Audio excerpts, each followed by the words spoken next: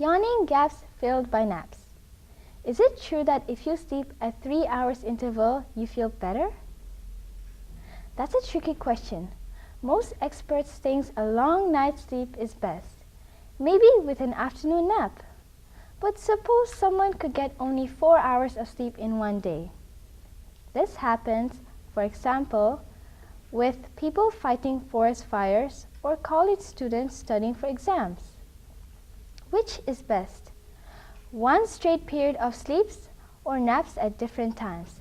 Probably the naps, says Massachusetts researchers. That's because the sleep that does the most good happens at the beginning of sleep. So if people take a lot of little naps, they'd become more of those good beginning.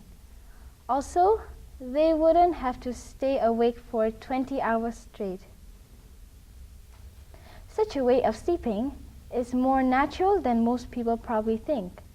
Babies and most mammals, such as cats and dogs, have number of periods of sleeping each day. This is Anusha, Cosmopolitan News.